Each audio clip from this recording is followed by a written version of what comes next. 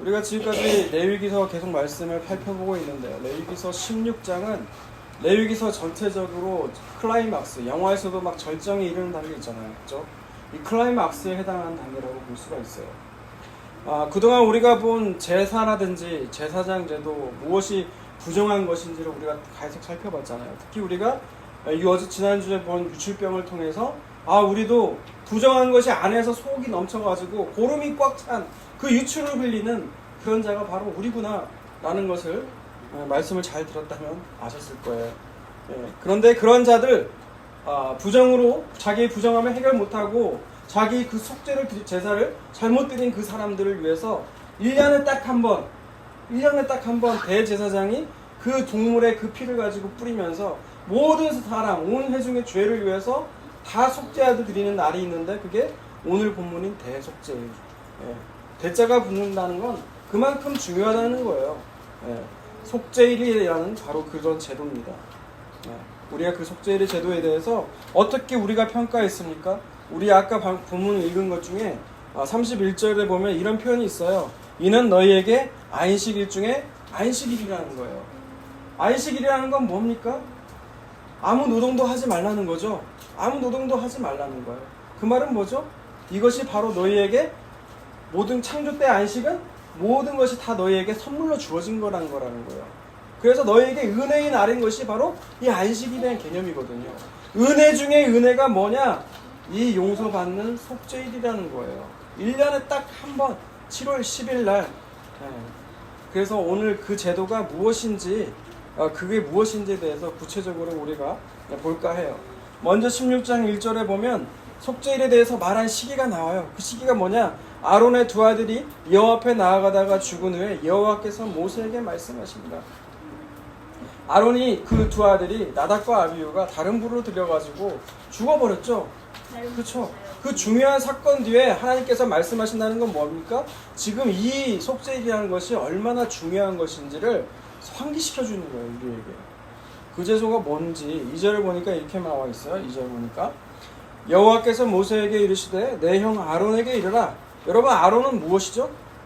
제사장 중에서도 대제사장이 된 게 누구예요? 초대 대제사장이 바로 아론이에요. 이 아론에게 말하는데 뭐라고 말을 하냐면 성소의 휘장 안, 바로 지성소죠. 성소와 지성소를 가르고 있는 게 휘장이잖아요. 그 휘장 안쪽에 있는 그 법궤가 들어있는 위치한 곳이 뭐예요? 지성소예요. 바로 그 지성소에 보면은 이 법궤 위에 속죄소가 뭡니까? 법궤를 덮고 있는 게 속죄소잖아요. 이해가 여러분 다 까먹으셨어요? 지성소 안에 들어가면 법궤가 있죠. 그럼 그 법궤 안에 있는 들어있는 세 개가 있어요. 그건 나중에 얘기하기로 할 건데 이 법궤를 닫아야만 돼요. 이 닫고 있는 게 바로 이 속죄소죠. 이 속죄소에서 내가 너희를 만나겠다고 하나님이 약속하셨거든요. 그래서 그 자리가 은혜를 베푸는 자리, 그래서 시은좌라고 불리기도 해요. 근데 그곳에는 아무 때나 들어가지 말라는 거예요. 왜 아무 때나 들어가면 안 될까요? 왜 아무 때나 들어가면 안 될까요? 왜 아무 때나 들어가게 되면 바로 죽는다는 거예요. 왜 죽을까요? 왜 죽을까요? 그건 바로 법궤 안에 들어있는 그 요소 때문에 그래요. 법궤 안에다 뭐를 집어넣죠? 다 배웠는데? 아론의 쌍난 지팡이, 그리고 또 만나, 그 다음에 또 뭐? 두 돌판. 이 세 가지의 공통점이 뭐라고 그랬죠? 하나님 말씀에 반역한 증거라는 거예요. 이 하나님 앞에 말씀에 반역한 증거들이 이 법궤 안에 다 있다고요. 언약궤 안에 들어있다고요.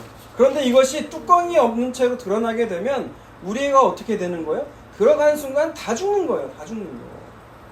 그래서 어떻게 해요? 그 속죄소, 그 법궤에 뚜껑을 덮어놓는 거죠. 그 뚜껑 이름이 뭐라고요? 속죄소라고요. 속죄소. 그래서 그 속죄소에다가는 어떻게 해야 돼요? 속죄소는 바로 하나님이 그 자리에서 만나는 자리가 된다고요. 그 은혜를 우리에게 죄를 덮어주시는 자리가 어디예요? 바로 속죄소라는 거예요. 속죄소. 그런데 이 속죄소 위에서 만나주시는데 이것이 마련되기 전까지는 그래서 어떻게 해야 돼요? 연기로 덮으시는 거예요. 연기로 덮으시는 거예요. 그 죄가 가리워져야 되니까. 그래서 뭐라고 나와요? 2절 후반부에 이는 내가 구름 가운데서 속죄소 위에 나타남이니라. 만약 구름이 없으면 어떻게 될까요? 죽는 거예요. 그 지성소로 들어가는 순간 우리의 죄가 가려지는 것이 하나님의 은혜라는 거예요. 하나님의 은혜. 여러분 오늘날에 그 하나님의 그 은혜가 나타나는 장소가 어디예요? 아니 나타나는 곳이 어디예요? 하나님의 은혜가 우리의 죄가 가려지는 곳이 어디예요? 예수 그리스도잖아요. 예수 그리스도. 우리의 속죄소가 되시는 예수 그리스도. 지금 그렇게 얘기를 하고 있는 거죠. 그러면서 3절 이제 속죄 이루에서 준비하는 과정이 3절부터 등장하게 되는데 3절 보면 어떻게 나와 있어요? 아론이 성소에 들어오려면 숫송아지를 속죄물로 삼고 순양을 번제물로 삼고. 네, 아론이 성소에 들어가려고 하면 숫송아지를 속죄 제물로 삼으래요. 이게 뭐에 관한 규정이라고요? 속죄일에 관한 규정이에요. 1년에 딱 한 번 들어가는 날 대제사장이. 그러면 어떻게 해야 돼요? 대제사장도 자기 죄가 있을 거 아니에요. 자기 죄를 위해서 먼저 속죄제와 번제를 드리는 거예요. 대제사장은 자기의 속죄제로 숫송아지를 드리는 거예요. 번제로 순양을 번제로 드리는 거예요. 근데 들어갈 때 어떻게 들어가요? 4절 봅시다. 시작. 거룩한 세마포 속옷을 입으며 세마포 속바지를 몸에 입고 세마포 띠를 띠며 세마포 관을 쓸지니 이것들은 거룩한 옷이라. 물로 그의 몸을 씻고 입을 것이며 라고 되어 있어요. 뭘 입고 들어가요? 세마포 속옷과 세마포 관을 쓰고 들어가요. 여러분 대제사장은 겉옷이 있어요. 에봇이 있고 그 안에 우림과 둠민도 넣어두고 12가지 보석이 박힌 그 휘황찬란한 그 겉옷은 입고 들어가면 돼요? 안 돼요? 안 돼요. 하나님이 계신 곳 그 지성소 안에 들어갈 때는 그거 다 벗고 들어가야 돼요. 뭐만 입고 들어가야 돼요? 세마포 속옷만 입고 들어가야 되는 거예요. 여러분 그게 뭘 말할까요? 제사장도 죄인이에요. 모두 다 죄인이에요. 죄인이 있는 그대로 나가야 되는 거예요. 하나님 앞에 나아갈 때. 뭘 꾸미고 장식해서는 돼요? 안 돼요? 안 된다는 거예요. 온몸이 다 자기가 부정한 채로 벗겨진 채로 나아가야 되는 거예요. 그래야 하나님 은혜 앞에 그 시은좌 속죄소 앞에 우리가 죄를 가려지는 은혜를 받는 거예요. 뭔가 꾸려진 채 내가 하나님 위해서 내가 이걸 했지요. 내가 하나님 위해서 교회도 몇 개 지었어요. 하나님 위해서 선교도 했어요. 이런 거 다 필요 없다는 거예요. 하나님 앞에 은혜 받기 위한 조건은 딱 없어요. 있는 모습 그대로 꾸며지지 않은 채 내 존재가 하나님이 이러해요. 이런 마음으로 나가오라는 거예요. 이런 상태로 나오라는 거예요. 여러분 속죄일에 나아갈 때 속죄하는 마음으로 나아갈 때 이런 자세로 나아가라는 거예요. 내가 몇 대째 예수를 믿어왔는지 전혀 중요하지 않아요. 내가 얼마나 예수를 섬겼는지 내 직분 아무것도 중요한 거 없어요. 중요한 건 내가 이런 죄인이에요. 감히 하늘을 우러러보지 못하는 그 세리의 기도처럼 여러분 그 세리의 심정으로 주님께 나아가는 거예요. 그리고 5절에 보면 이제 이스라엘 자손의 회중에게 속죄 제물로 삼기 위해서 순염소 2마리와 번제물로 삼기 위해 순양 1마리를 가져간다고 말을 해요. 그러니까 첫 번째는 대제사장 본인의 죄를 위해서 속죄제와 번제를 드리는 거고요. 또 그리고 자기 자신은 세마포 속옷만 입고 나가는 거예요. 속죄소로 나갈 때, 지성소로 나갈 때.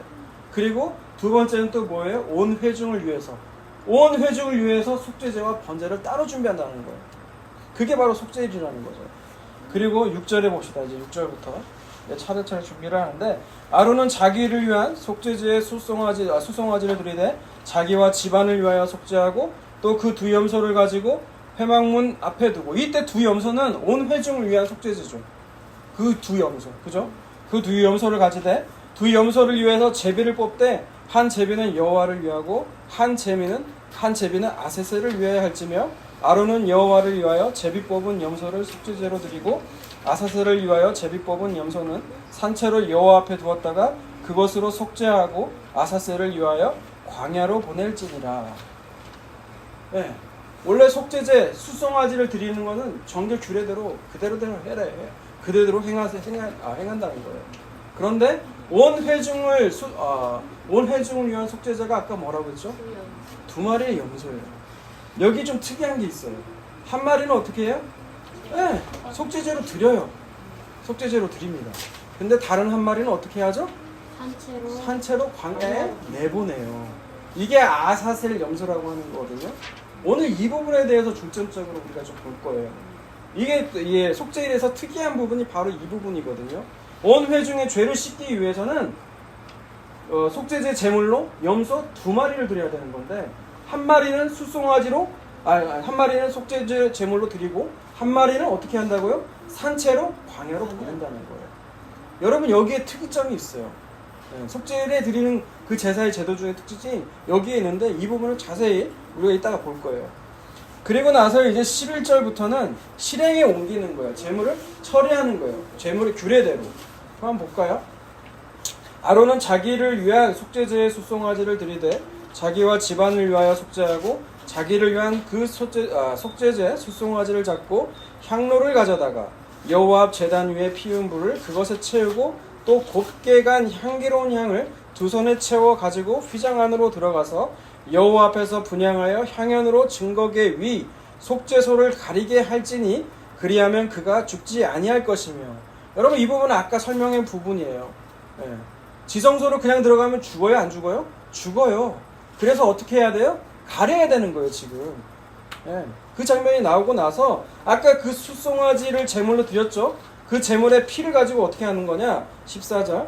그는 또 숫송아지의 피를 가져다가 손가락으로 속죄소 동쪽에 뿌리고 또 손가락으로 그 피를 속죄소 앞에 7번을 뿌릴 것이며. 여기에도 나오죠? 여기에 뭐야? 그 피, 속죄제의 그 피로, 그 동물의 피로 속죄소 들어가서 동쪽에다도 피를 뿌리고 속죄소 앞에 또 7번을 또 뿌린다는 거예요. 완전한 속죄를 얘기하는 거예요. 그리고 나서 15절 보세요. 또 백성을 위한 속죄제 염소 있죠? 아까 한 마리 염소를 속죄제로 드린다고 했잖아요. 그죠? 그 속죄제의 똑같은 방식으로 그 피를 가지고 휘장 안으로 들어가서 그 숫송아지 피로 행한 것 같이 그 피로 행하여 속죄소 위와 속죄소 앞에 뿌린다는 거예요. 그럼 이것이 과연 어떤 의미냐라는 거죠. 16절 읽어보세요. 16절. 곧 이스라엘 자손의 부정과 그들이 범한 모든 죄로 말미암아 지성소를 위하여 속죄하고 또 그들의 부정한 중에 있는 회막을 위하여 그같이 할 것이요 그가 지성소에 속죄하러 들어가서 자기와 그의 집안과 이스라엘 온 회중을 위하여 속죄하고 나오기까지 누구든지 회막에 있지 못할 것이며 그는 여호와 앞 제단에 나와서 그것을 위하여 속죄할지니 곧 그 숫송아지의 피와 염소의 피를 가져다가 제단 귀퉁이 뿔들에 바르고 또 손가락으로 그 피를 그 위에 7번 뿌려 그 이스라엘 자손의 부정에서 제단을 성결하게 할 것이요. 거기까지. 그렇게 되면은 속죄제에 그 피를 뿌리게 되면 그 지성소뿐만이 아니라 그 제단에 있는 모든 것들이 다 정결하게 된다는 거예요. 이게 지금 속죄일에 행해지는 규례라는 거예요. 그런데 아까 20절에 보면은, 이제 20절에 보면 아까 그 온 회중을 위하여 드리는 그 속죄 제물 중에 2 염소 있었잖아요. 한 마리는 그 피를 뿌리는 거지만 한 마리는 어떻게 한다고요? 내보내는 거라는 거예요. 그 내보내는 절차가 20절부터 또 나와요. 20절 읽어볼까요? 시작. 그 지성소와 회막과 제단을 위하여 속죄하기를 마친 후에 살아있는 염소를 드리되 아론은 그의 2 손으로 살아있는 염소의 머리에 안수하여 이스라엘 자손의 모든 불의와 그 범한 모든 죄를 아뢰고 그 죄를 염소의 머리에 두어 미리 정한 사람에게 맡겨 광야로 보낼지니 염소가 그들의 모든 불의를 지고 접근하기 어려운 땅에 이르거든 그는 그 염소를 광야에 놓을지니라. 아멘. 한 마리의 염소는 어떻게 한다고요? 아론이 머리에다가 2 손을 얹고 안수한다는 거예요. 근데 그 뜻이 뭐라고 나와 있어요? 온 회중의 모든 불의와 그 죄의 모든 죄를 염소의 머리 가운데 옮긴다는 거예요. 그리고 나서 어떻게 한다고요? 그 염소를 광야로 내보낸다는 거예요. 지금 있는 그 예배를 드리고 있는 그 장소에서, 제사를 드리고 있는 장소에서 사람이 아무도 없는 광야로 멀리 옮겨지는 것을 뜻해요. 그러니까 지금 속죄일에 드려지는 이 모든 예배 형태가 시각적으로 보면 그 염소가 한 마리가 자기의 죄를 담은 그 아사셀 염소가 그 죄가 멀리 옮겨져 가는 것을 눈으로 시각적으로 우리가 보는 거라는 거죠. 그런데 만약 그 염소가 다시 똑똑해가지고 똑똑해가지고 만약 우리가 자기들이 제사하고 있는 곳으로 다시 찾아오면 어떻게 될까요? 여러분 그런 상상 안 해보셨어요? 제사를 열심히 잘 드렸는데 자기의 모든 불의의 그 죄를 그 염소에게 담았잖아요. 그 죄 그래서 그 염소를 보내잖아요. 그 보내는 염소를 아사셀 염소라고 하잖아요. 근데 그 염소가 다시 길을 찾아가지고 자기가 살고 있는 마을로 다시 오게 되면 어떻게 될까요? 그래서 이 부분에 대해서 미슈나라고 있어요. 탈무드를 제4강 책이거든요. 이 미슈나에 의하면 이게 광야로 내보낸다는 것이 그냥 보내는 것이 아니라 낭떠러지로 밀어뜨린다는 거예요. 그래서 그 양을 죽인다는 거예요. 네. 여러분 그렇게 하면 좀 이해가 되시죠? 네. 이 부분에 대해서 우리가 좀 또 보게 될 건데 마지막 끝 부분까지 우리가 같이 한번 보고 아마 그 부분 다시 한번 볼게요. 그래서 23절과 24절 읽어보겠습니다. 아론은 회막에 들어가서 지성소에 들어갔던 입었던 세마포 옷을 벗어 거기에 두고 거룩한 곳에서 물로 그의 몸을 씻고 자기 옷을 입고 나와서 자기의 번제와 백성의 번제를 드려 자기와 백성을 위하여 속죄하고. 지금 앞에 나온 그 절차들은 지금 속죄제의 절차였잖아요. 근데 속죄에 드리는 속죄제만 드리는 것이 아니라 번제도 드리죠. 그죠? 이제 속죄제를 드릴 때 이제 끝나고 나서 번제로 올 때는 어떻게 한다는 거예요? 자기 옷을 입는다는 것은 이제 겉옷까지도 같이 입는다는 얘기예요. 같이 입고 나와서 번제를 하는데 25절부터 또 읽어볼까요? 속죄제물의 기름을 제단에서 썰을 것이요 염소를 아사셀에게 보낸 자는 그의 옷을 빨고 물로 그의 몸을 씻은 후에 진영에 들어갈 것이며 속죄제 수송아지와 속죄제 염소의 피를 성소를 들여다가 속죄하였은즉 그 가죽과 고기와 똥을 밖으로 내다가 불사를 것이요 불사른 자는 그의 옷을 빨고 물로 그의 몸을 씻은 후에 진영에 들어갈지니라. 아멘. 예. 여러분 속죄제 제물의 피를 드리는 것은 먹을 수가 있어요? 먹을 수가 없어요? 먹을 수가 없어요. 그건 먹지 못해요. 그래서 다 진영 밖에서 불에 다 태워야 되는 거예요. 이것을 나중에 히브리서 말씀을 통해서 다시 한번 확인할 겁니다. 그리고 나서 29절부터 31절까지 또 읽어볼까요? 너희는 영원히 이 규례를 지킬지니라. 일곱째 달 곧 그 달 10일에는 너희는 스스로 괴롭게 하지 말고 너희 중에 거류하는 거류민이든지 그리하라. 이날에 너희를 위하여 속죄하여 너희를 정결하게 하리니 너희의 모든 죄에서 너희가 여호와 앞에 정결하리라. 이는 너희에게 안식일 중에 안식일인즉 너희는 스스로 괴롭게 할지니 영원히 지킬 규례니라. 아멘. 여러분 일곱째 달 10일에 너희는 스스로 괴롭게 하라는 거예요. 스스로 괴롭게 한다는 게 뭘까요? 이 부분이 없으니까 많은 학자들은 뭐라고 말하냐? 금식이라고 얘기를 해요. 자기 자신을 금식을 통해서 괴롭게 하라는 거죠. 이렇게 괴롭게 하고 아무 일도 하지 말라는 거예요. 본토민이나 거류민이나 이 거류민은 나그네거든요. 그러니까 이스라엘 출애굽을 할 때 같이 따라온 그 이방인들을 얘기하고 있는 거예요. 이건 본토인 이스라엘이나 이스라엘과 함께하는 그 외국인 모두 다 지켜야 될 거라는 거예요. 이게 영원한 규례래요. 여러분 그러면 속죄를 오늘날 7월 10일이 되면 여러분 속죄의 예물을 드려야겠네요. 예물대로. 그 뜻일까요? 이 진정한 진의가 뭐예요? 진짜 의미가 뭐예요? 속죄일의 진의가 모든 것을 다 깨끗하게 해주는 날, 모든 것이 전부 다 없이 하는 새로운 날, 그날이 바로 이 속죄일이잖아요. 속죄일. 근데 이 속죄일을 이루시러 누가 오셨어요? 예수님. 그래서 예수님을 믿게 된 날이 다 속죄일인 거예요. 그래서 그것이 영원한 규례예요. 영원토록 없어지지 않는 규례가 뭐라고요? 예수님을 믿게 되는 거예요. 그러면서 32절에 그래서 뭐라고 나와 있어요? 31절에 이것이 바로 안식일 중에 안식일이라는 거예요. 여러분 안식이라는 게 처음 등장한 게 언제죠? 창조 때 일곱째 날 안식하라고 하셨잖아요. 그때 안식은 뭐죠? 모든 창조 때 너희가 한 것이 아무것도 없다는 거예요.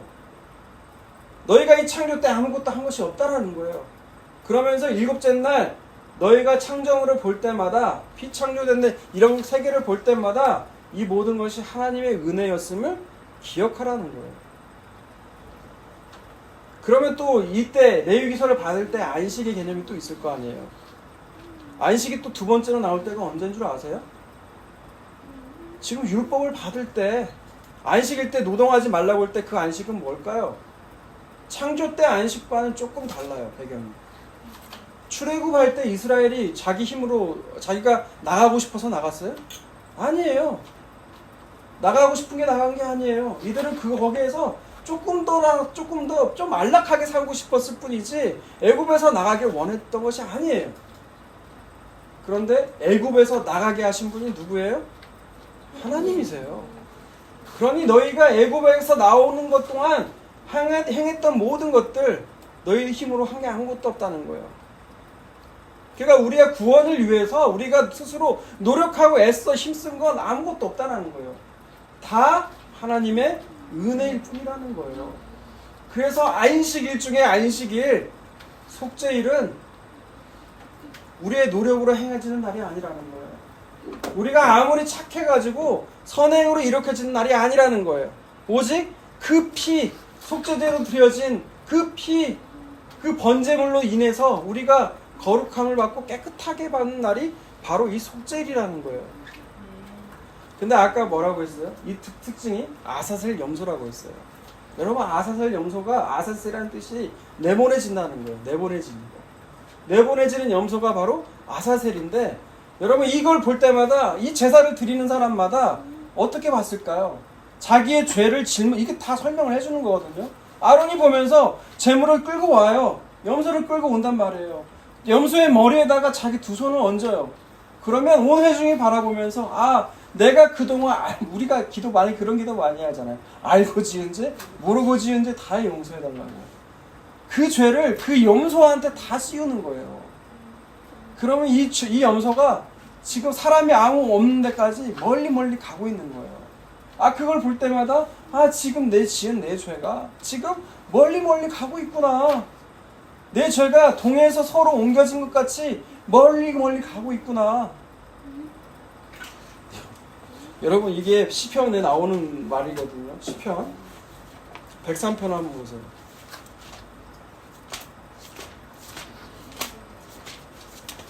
이게 배경이 된 게 시편이에요. 시편 103편 103이요. 103? 네, 103. 다 읽으신대요. 103편 8절부터 한번 볼게요. 여호와는 긍휼이 많으시고 은혜로우시며 노하기를 더디하시고 인자하심이 풍부하시도다. 자주 경책하지 아니하시며 노를 영원히 품지 아니하시리로다. 우리의 죄를 따라 우리를 처벌하지 아니하시며 우리의 죄악을 따라 우리에게 그대로 갚지는 아니하셨으니 이는 하늘이 땅에서 높음 같이 그를 경외하는 자에게서 그의 인자하심이 크심이로다. 동이 서에서 먼 것 같이 우리의 죄가를 우리에게서 멀리 옮기셨으며. 아멘. 네, 하나님의 그 은혜가 긍휼이 많으시고 은혜로우시며 노하기를 더디하신 분이 하나님의 속성이라는 거예요. 만약 그때마다 우리가 죄를 지을 때마다 하나님께서 벌하셨으면 여기에 남을 인간 아무도 없다는 거예요. 그분이 우리의 죄가를 어떻게 한다고요? 동해에서 서로 먼 것 같이 옮기신다는 거예요. 아사셀 염소가 지금 그런 거예요. 아사셀 염소가 자기 모든 죄를 지은 그 아사셀 염소가 멀리 옮겨지는 모습을 통해서 우리의 죄가 멀리 옮겨지는 걸 보는 거죠. 여러분 그 아사셀 염소가 되신 분이 누구예요? 육신으로 오신 예수 그리스도잖아요.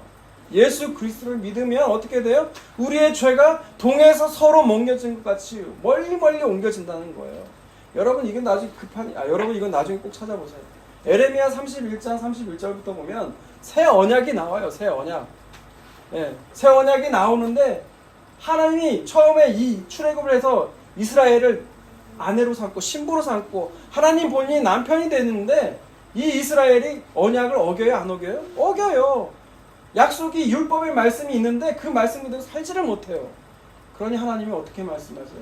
내가 이제 내 마음 가운데 내 마음에 기록하겠다는 거예요. 내가 네 마음 가운데 들어 살겠다는 거예요. 여러분 그게 새 언약이거든요. 새 언약 때는 그 죄가 동에서 서로 멀리 옮겨질 뿐만이 아니라 내가 네 죄를 기억도 하지 않겠다는 거예요. 네 죄를 용서하되 기억도 하지 않겠다는 거예요. 근데 하나님 우리 안에 마음에 들어오시려면 어떻게 해야 돼요? 어떻게 해야 돼요? 그 하나님이 죽으셔야 되는 거예요. 죽으셔서 영이 되셔야만이 우리 마음에 들어오실 수가 있는 거예요. 그래서 그 하나님 예수 그리스도가 죽으신 거라는 거예요. 우리 안에 들어오시기 위해서. 여러분, 속죄죄도, 여기 속죄일에도 필요한 게 뭐예요? 속죄 제물이에요. 우리가 레위기를 왜 볼까요? 레위기를 통해서 우리가 지금 보고 있는 걸 여러분 깨닫는 것이 하나 있다면, 가장 중요한 것이 있다면, 죄 용서는요, 제물의 희생이 꼭 필요하다는 거예요. 제물의 희생 없이는 죄 용서가 없어요. 우리 나병 환자의 정결 규례를 통해서도 보잖아요. 새 2마리를 잡아와요. 한 마리는 꼭 죽여야 돼요. 그래야 다른 한 마리가 살아날 수가 있어요.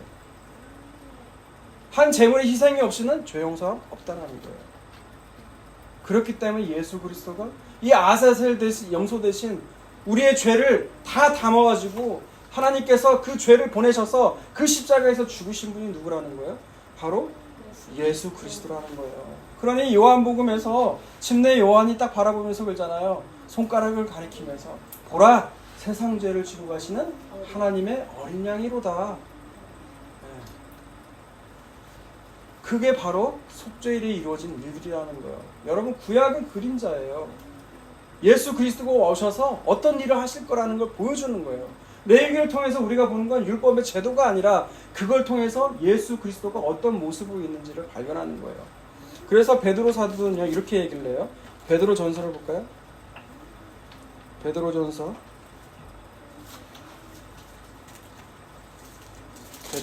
1장을 봅시다. 1장이요. 베드로전서 1장 18절부터 볼게요.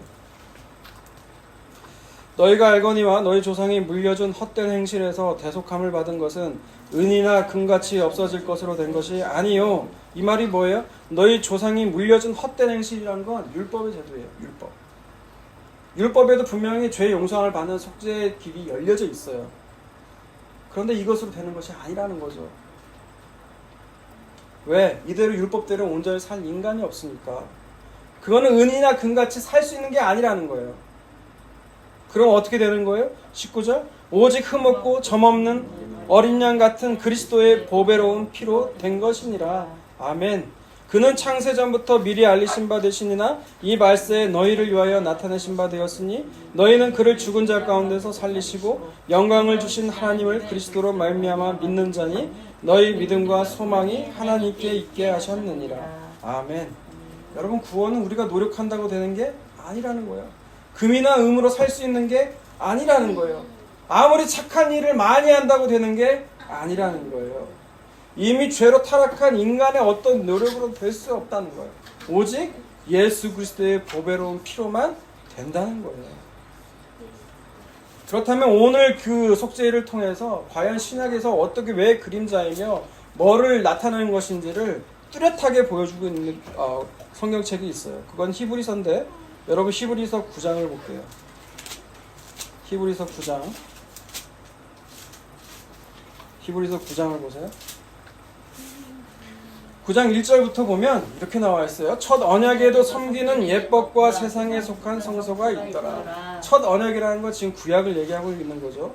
그 예비한 첫 장막이 있는데 그 안에 등잔대와 상과 전설병이 있으니 이는 성소라 일컫고 또 둘째 휘장뒤의 장막을 지성소라 일컫나니. 휘장을 기준으로 성소와 지성소가 나뉘어져 있다는 거죠. 그리고 지성소 안에 있는 언약궤 안에 뭐가 있어요? 4절 금향로와 사면을 금으로 싼 언약궤가 있고 만나를 담은 금 항아리와 아론의 쌍난 지팡이와 언약의 돌판들이 있고 그 위에 속죄소를 담는 영광의 그릇들이 있으니 이것들에 관하여는 이제 낱낱이 말할 수 없노라. 이 모든 것을 이같이 예비하였으니 제사장들이 항상 첫 장막에 들어가 섬기는 예식을 하고 오직 둘째 장막은 대제사장이 홀로 1년에 한 번 들어가되 자기와 백성의 허물을 위하여 드리는 피 없이는 아니하나니. 이런 걸 보여주는 거예요. 지금 대제사장이 1년에 한 번 딱 들어가는 날, 죄 용서함이 이루어지는 날이 있다는 거예요. 그러듯이 하늘에서 그걸 지금 설명하려고 지금 레위기의 그 속죄일을 얘기하고 있거든요. 7절에서. 그럼 뭘 얘기하고 있는 거냐? 8절부터 읽어보세요. 시작. 성령이 이로써 보이신 것은 첫 장막에 서 있을 동안에 성소에 들어가는 길이 아직 나타나지 아니한 것이라. 이 장막은 현재까지의 비유니 이에 따라 드리는 예물과 제사는 섬기는 자를 그 양심상 온전하게 할 수 없나니 이런 것은 먹고 마시는 것과 여러 가지 씻는 것과 함께 육체의 예법일 뿐 개혁할 때까지는 맡겨두는 것이니라. 지금 그림자란 얘기예요. 지금 이게 지금 이 일들이 이 속죄일이라는 제도가 지금 구약의 레위기를 통해서 보여준 건데 이거는 예수 그리스도가 오실 때까지 하실 일이 정말 이것이다라는 걸 보여준다는 거예요. 그러면서 11절에 뭐라고 나와요?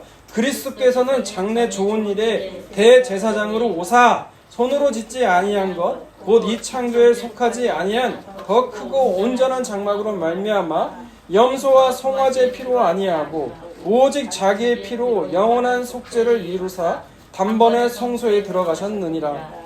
염소와 황소의 피와 완송아지 죄를 부정한 자에게 뿌려 그 육체를 정결하여 거룩하게 하거든. 하물며 영원하신 성령으로 말미암아 흠없는 자기를 하나님께 드려 그리스도의 피가 어찌 너의 양식을 죽은 행실에서 깨끗하게 하고 살아계신 하나님을 섬기지 못하게 하겠느냐.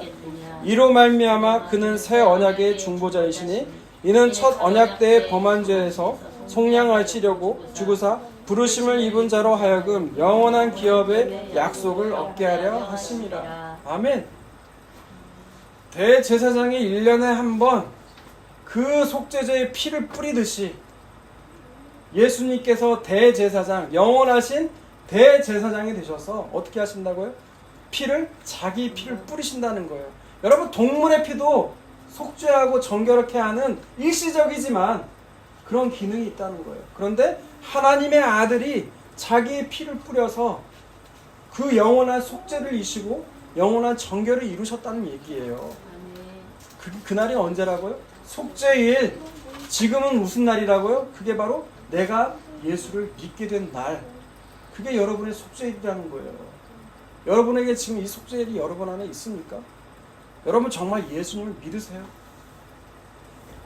여러분 안에 이 믿게 되는 그 은혜가 여러분에 있기를 바랍니다. 여러분 이 속죄일이 있게 되면 어떻게 될까요? 어떻게 살아야 될까요?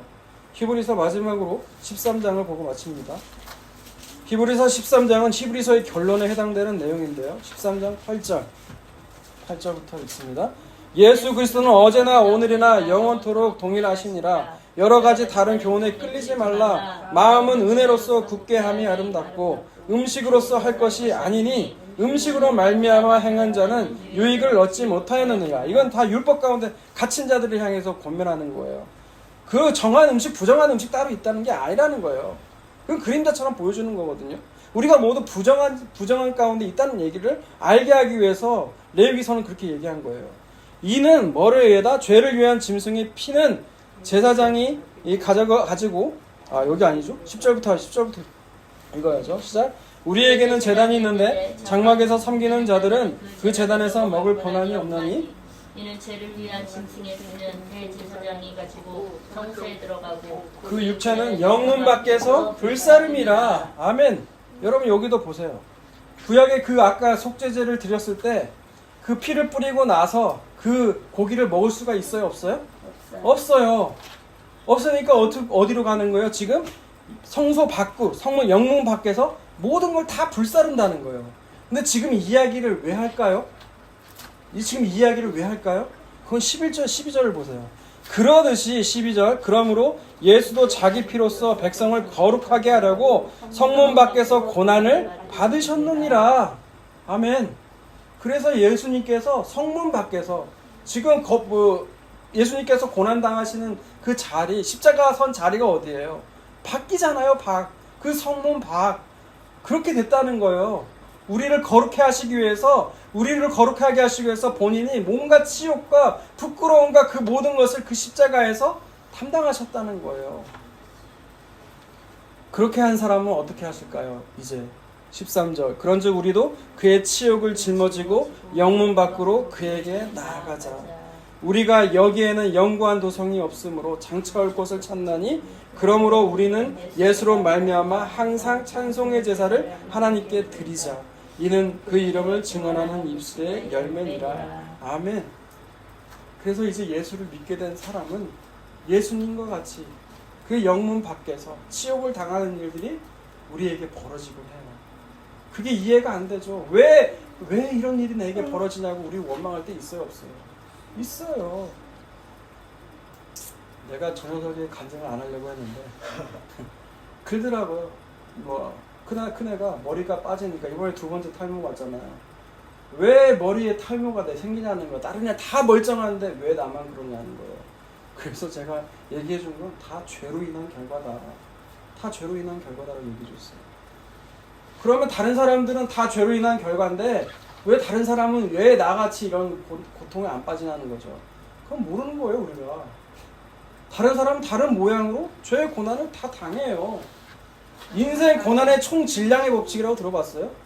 모든 사람마다 하나님께서 정해주신 그 고난이라는 게 다 똑같다는 거예요. 그 시기가 우리가 언제일지는 모르지만 그렇지만 어떤 사람은 그 고난을 통해서 누구를 만나요? 예수 그리스도를 만나게 되는 거예요. 그리스도를 통하여서 그 고난의 의미를 아는 자, 여러분 그게 의미를 깨닫는 거거든요. 여러분 만약에 제가 의사 선생님한테 얘기를 들으니까 그 탈모가 생기는 원인이 면역력 때문에 그런데요. 그러니까 인간의 머리채가 잘못 작동해가지고 얘가 머리카락이 신겨질 때마다 이것이 바이러스가 공격한다는 거예요. 그래서 열심히 얘는 머리털을 빠지게 한다는 거죠. 그런데 그 얘기를 하면서 의사 선생님 중요한 얘기를 하나 하셨어요. 그게 뭐냐면 이 면역력이 만약에 장기로 들어오게 되면 그게 진짜 심각하대요. 그러니까 장기 안에 들어오게 되면 이걸 잘못 인식해서 장기들이 죽어나가는 일이 발생할 수 있다는 거예요. 이건 얼마나 감사한 거예요. 여러분 만약 그런 의미를 알고 깨닫는다면 하나님 앞에 우리가 왜 나에게만 이런 일이 벌어지냐고 원망할 수가 없게 돼요. 왜 다른 인생들 다 똑같이 죄로 인한 고난임을 알고 이게 똑같은 죄로 인한 고난이지만 그래도 이거 심하지 않은 거잖아 하면 감사하며 나올 수 있는 거 아니에요? 그리고 그 죄의 용서를 받는다면 영원하신 용서, 여기같이 속죄같이 날마다 1년에 한 번 제사를 드려서 제물을 드려서 용서함을 얻는 제물이 아니라 정말 예수 그리스도 한 분의 희생으로 말미암아 우리가 죄의 용서함을 받은 속죄일이 우리에게 온다면 여러분 우리가 찬송 못할 이유가 뭐가 있어요? 감사 못할 이유가 뭐가 있냐는 거예요. 여러분에게 이 은혜가 오시기를 주님의 이름으로 축원합니다.